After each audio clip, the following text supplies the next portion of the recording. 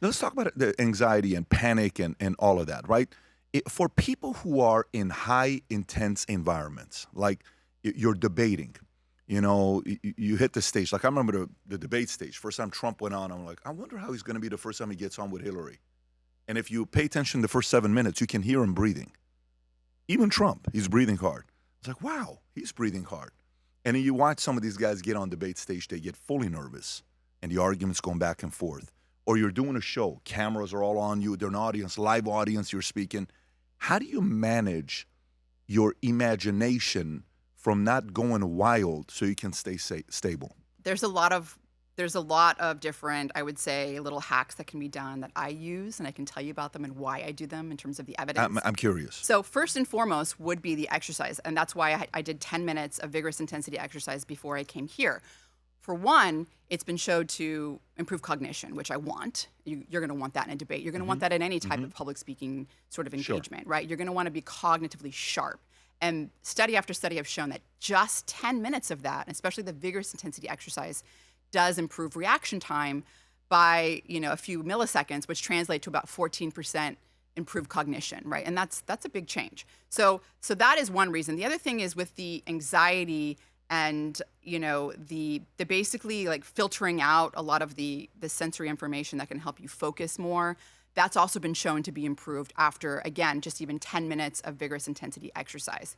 The other thing is that what happens is, public speaking, whether it's debate, which is another level, it's challenging, right? It is challenging, it's taxing. Exercise, if you engage in exercise, it's also hard, and that's why the hardness comes into play. You're doing something really hard at the start of your day. It takes mental effort to do something hard. It's not just working your muscles, it's also working your brain. Your brain is working hard. And what I have noticed from my own experience is that when I do hard exercise, whether that's high intensity exercise or for me, just resistance training, weightlifting, that is hard for me, everything else is easier. Everything else is easier. And so it makes it easier to handle other types of stress mentally. Okay, so one is exercise. What's that? One is exercise. One is exercise. Which I love. And not just any, it's more of the hard right. type. Yeah. Two, and this is why I'm fasted right now, is the ketones that are produced during ketosis.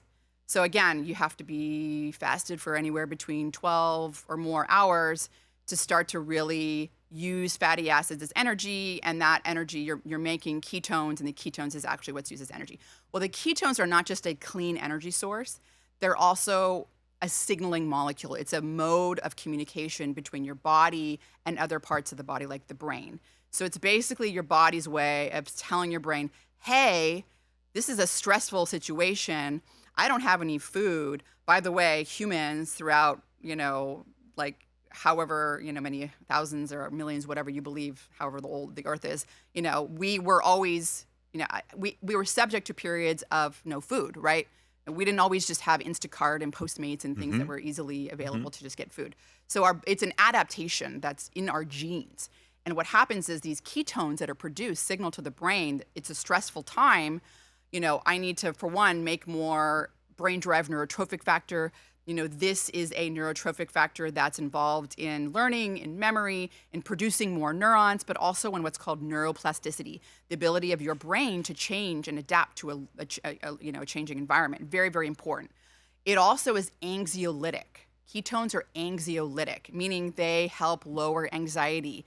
They help increase something called GABA. That's an inhibitory neurotransmitter. So for me, what the ketones do is they sort of calm the extra noise in the back of my brain and help me just focus on what the task is. And that's really important for that situation you're talking about, like a debate, is you want to be able to like calm down the extra noise in the back where you're thinking about all the little things. That can be distracting, and so you're not like on your game. For that reason, I also take exogenous ketones. Now, exogenous ketones are something that you can ingest, get those ketones in your bloodstream to have similar effects, but not have to be fasting to get them. And that is something else I do use. BHBs? Yes. Okay. And it's something that I used before, like I had some this morning before I came here. I do that usually in situations where I'm on a podcast, I'm doing a presentation. anything public speaking where, like you said, the anxiety does go up. And even if you've done it a lot, I mean, it's still part of human nature, right? I mean, the stress response happens.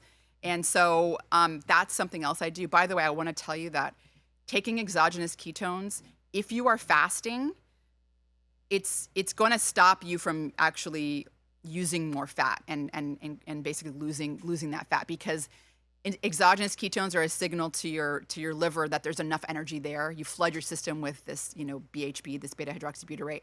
And so if you're wanting to lose weight, if you're fasting to lose weight, the exogenous ketones are not going to help you, but they will help you be more cognitively aware. So that's another thing to do. I would say another little protocol or hack that I use to lower my anxiety in high stress situations.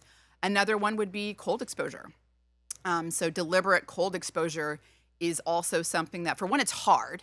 Like, no one wants to go sit in a 49-degree Fahrenheit cold water bath for 2 minutes. I mean, it's very hard. It's uncomfortable. So you're getting that same effect that you get from doing hard exercise, where you're getting the hard thing done. That way, everything else is easier. But the other thing that it does is it increases norepinephrine and to some degree dopamine, but particularly norepinephrine.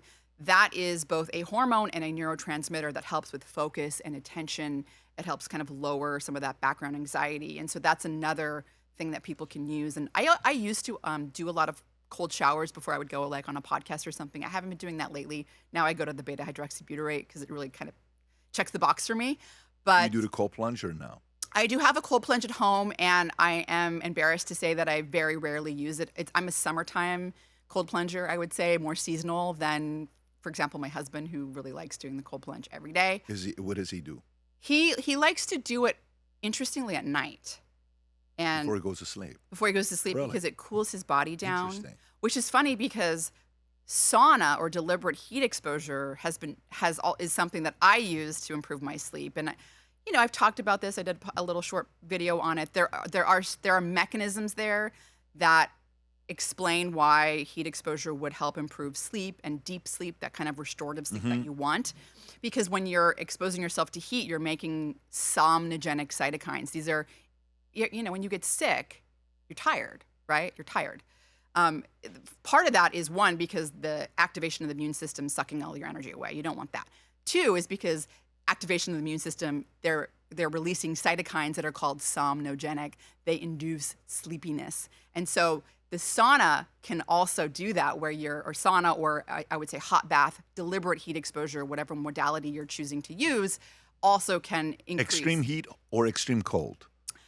But extreme, I wouldn't go up to the 200-degree Fahrenheit. I'm talking more like 180 degrees Fahrenheit heat. But yes, exactly. Yeah.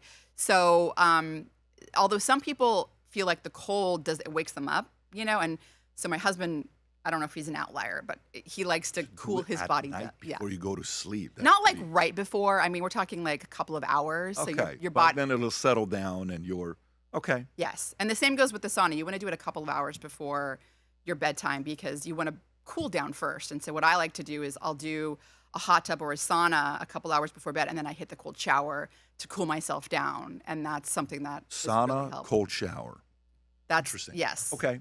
All right. So we got anxiety, we got exercise, proper fasting, ketones, right? BHB ketones, cold exposure. Now, what if I'm an athlete? What if I play high-level sports? I already exercise. I got good diet. But, I know if I'm a quarterback, I want to be able to make that pass. I want to find a way to lower my anxiety as an athlete. How do I do it? Well, I think, for example, the beta hydroxybutyrate might come into play there, and also, again, the cold exposure. So for athletes that are like high-level elite, there's studies showing that cold exposure, even done before, for example, like tennis players or kayak's another one, if they do cold exposure before like a race, it actually improves performance as well. And that probably because it's lowering inflammation. There's an acute response of lowering inflammation. Inflammation can also play a role in cognitive function, anxiety, in focus and attention, all these things. But I would say the beta hydroxybutyrate is sort of the health hack that I would go to because, again, it's being used as a really clean source of energy. you also want to be able to make fast decisions, right? Whether you're a football player or a tennis player or whatever, you want your brain to be able to make those decisions quickly. That's something that's going to happen. And then lowering the anxiety as well. So I think all those sort of point to why, taking an exogenous ketone may help. When we set out to create a shoe that blends comfort, function, and luxury, we had the choice to make it fast. We had the choice to make it cheap. We chose neither. Instead, we chose Tuscany, Italy.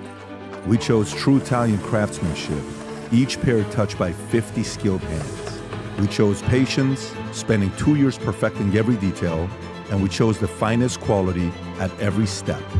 Introducing the Future Looks Bright collection. Not rushed, not disposable, not ordinary. Rather, intentional, luxurious, timeless. If you enjoyed this video, you want to watch more videos like this, click here. And if you want to watch the entire podcast, click here.